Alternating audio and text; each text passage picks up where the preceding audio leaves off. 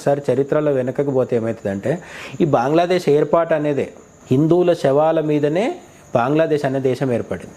పాకిస్తాన్ ఎట్లయితే మనకు తెలిసిన విషయం ఏంటంటే పాకిస్తాన్ 1947 ఆగస్ట్ 15 రోజు ఏర్పడింది. అప్పుడు మనము ఈ గదర్ లాంటి కొన్ని సినిమాలు కూడా చూడొచ్చు. సన్నీ డియోల్ సినిమా ఉంది కదా, దాంట్లో చూపిస్తాడు దేశ విభజన టైంలో ఏం జరిగింది. అక్కడ కరాచీ కావచ్చు, లేదంటే పంజాబ్ సింధ్ ప్రాంతంలో ఉన్న హిందువులు రాత్రికి రాత్రి తట్టాబుట్టా పట్టుకొని ఉట్టికి కాలినడకని వచ్చేసిండు.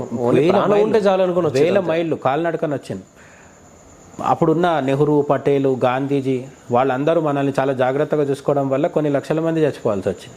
సో ఇప్పుడు వాళ్ళ నాయకత్వ లక్షణాల దెబ్బకి మనకు ఏం జరిగిందో ఈ వెస్ట్ పాకిస్తాన్లో తెలుసు. వెస్ట్ పాకిస్తాన్ అంటే గుజరాత్ నుంచి రాజస్థాన్ బార్డర్ నుంచి ఉన్న Pakistan.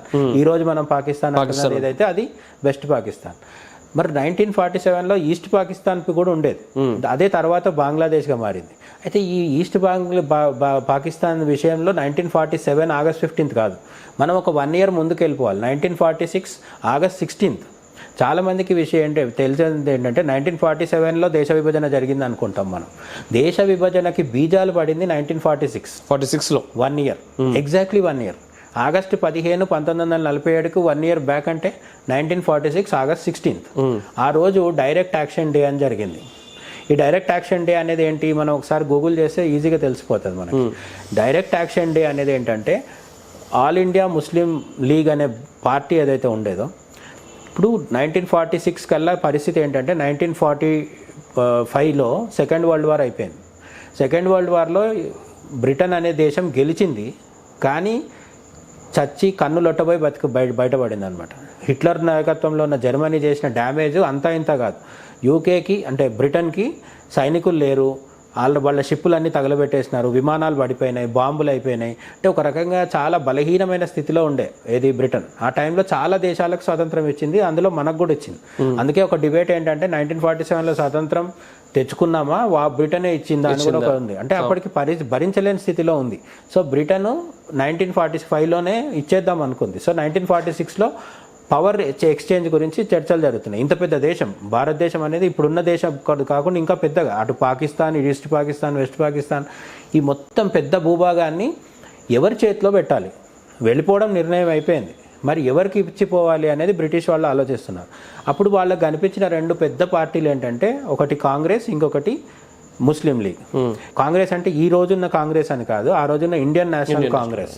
Indian national Congress, all India Muslim league అనే 2 పెద్ద పార్టీలుగా ఉండేవి. అందులో కాంగ్రెస్ది ఇంకొంచెం పెద్ద సంఖ్య ఉండేది సీట్లు. కానీ ముస్లిం లీగ్కి కూడా ఏంటంటే అప్పట్లో ముస్లిం మెజారిటీ స్థానాలని సపరేట్ చేసింది బ్రిటన్. దేశాన్ని ఏ విధంగా మతపరంగా విడగొట్టాలని ఆలోచించిన కుట్రల్లో భాగం అది కూడా ఒకటి. సో ఆ విధంగా ఒక దాదాపు 490 వరకు ముస్లిం మెజారిటీ సీట్లు ఉండేవి అనమాట. ఆ 400 పైచీలకు మెజారిటీ ఉన్న ముస్లిం సీట్లలో ఎన్నికలు జరిపింది ఏది బ్రిటిష్ గవర్నమెంట్. అవి నార్మల్ ఎన్నికలు, అంటే అది పూర్తి స్థాయి ప్రజాస్వామ్య ఎన్నికలు కాదు, మనకు స్వతంత్రం రాకముందే జరిపింది. ఒక జస్ట్ ప్రభుత్వం ఏర్పాటు చేయడం కోసం అనమాట. ఆ ఎన్నికల్లో 490 పైన సీట్లు ముస్లిం సీట్లు ఉంటే దాంట్లో 80% సీట్లు ముస్లిం లీగ్ పార్టీకి వచ్చినాయి. అందులో జిన్నా కూడా నాయకుడు. అంటే ముస్లింలు 80% తమ పార్టీకే వేసుకున్నారు ఓట్లు అప్పుడే 1946లో. ఎట్లా ఇప్పుడైతే నా ఓల్డ్ సిటీలో ఓవైసీకి ఎట్లా 7 ఎమ్మెల్యే సీట్లు ప్రతిసారి వస్తాయో, అక్కడ పోతే టీడీపీకి వెళ్ళదు, కాంగ్రెస్కి వెళ్ళదు, బీజేపీకి వెళ్ళదు, ఎవరికి వెళ్ళదు, వాళ్ళ సీట్లు వాళ్ళకి. అట్లా 490 పైన సీట్లు ఉంటే అందులో 80-82% సీట్లు జిన్నాకే దొరికినాయి. సెక్యులరిజం అంటే అదే కదా, సెక్యులరిజం అంటే ముస్లిం సెక్యులరిజం అట్లా ఉంటుంది. సెక్యులరిజం అంటేనే అది ఈ దేశంలో. సెక్యులరిజంని అప్పటి నుంచి నెత్తిన పెట్టుకొని కాపాడుతున్న కాంగ్రెస్కి ఏమైంది, హిందూ మెజారిటీ స్థానాలలో వీళ్ళకి సీట్లు వచ్చినాయి. ఓకే, అంటే నేను ఎందుకన్నా అంటే మన రాహుల్ గాంధీ అంటుంటాడు కదా, ఇప్పుడు ముస్లిం లీగ్ పార్టీ అంటే అది సెక్యులర్ పార్టీ అంటాడు, బీజేపీ వచ్చేసరికి మతతత్వ పార్టీ అంటాడు, ఆర్ఎస్ఎస్ అంటే మతతత్వం అంటారు. ఇప్పుడు ఈ ముస్లిం లీగ్ అంటే అప్పటి ముస్లిం లీగ్కి వారసత్వంగా కొనసాగుతున్న కేరళలో ముస్లిం లీగ్ అనో పేరుతో ఒక పార్టీ ఉంది. అది ఎగ్జాక్ట్లీ సేమ్ కాదు, కానీ వీళ్ళ భావజాలం అదే, జిన్నా నుంచే తెచ్చుకున్నారు వీళ్ళు. దాన్ని సెక్యులర్ అని ఎక్కడ చెప్పిండు రాహుల్ గాంధీ? ఏదో ఇక్కడ అంతర్గత రాజకీయాలు మన దేశంలో మాట్లాడలే, అమెరికాలో కూర్చొని చెప్పిండు ఆ విషయం. అమెరికాలో బీజేపీకి సెక్యులర్ కాదు, ముస్లిం లీగ్ మాత్రం సెక్యులర్ అని చెప్తున్నాడు ఆయన. అందుకే అంటున్నా ఇప్పుడు ఇప్పుడు రాహుల్ గాంధీ ఉన్నాడు, అప్పుడు నెహ్రూ ఉండే. మనకి ఎప్పుడు వారసత్వం కొనసాగుతుంది, అప్పటి నుంచి కూడా మనం అదృష్టవంతులమే. సో అప్పుడు ఏం జరిగిందంటే దేశ విభజన జరగడానికి 1 year ముందు రాజకీయం నేను చెప్తున్నాను, ఇంకా స్వతంత్రం రాలేదు. అయితే అప్పుడు కూడా ప్రభుత్వం ఉండేది. ఆ ప్రభుత్వంలో కాంగ్రెస్, ముస్లిం లీగు ప్రభుత్వాలను ఏర్పాటు చేసేవి. వీళ్ళకి ఎక్కడ బలం ఉంటే అక్కడ చేసేవి. అంటే వీళ్ళ పని ఏంటి అంటే నిజంగా అవి సీరియస్గా ప్రభుత్వాలు ఏం కాదు, రోడ్ల గుంతలు పూడ్చడము, స్ట్రీట్ లైట్లు పెట్టుకోవడం, ఇట్లాంటి పనులు అన్నమాట. ఒక మున్సిపల్ కార్పొరేషన్ చేసే పనులు వీళ్ళకి ఇచ్చేవాళ్ళు, మిగతా అన్ని బ్రిటిషే చూసుకునేది, సైన్యము, పోలీసులు అవన్నీ.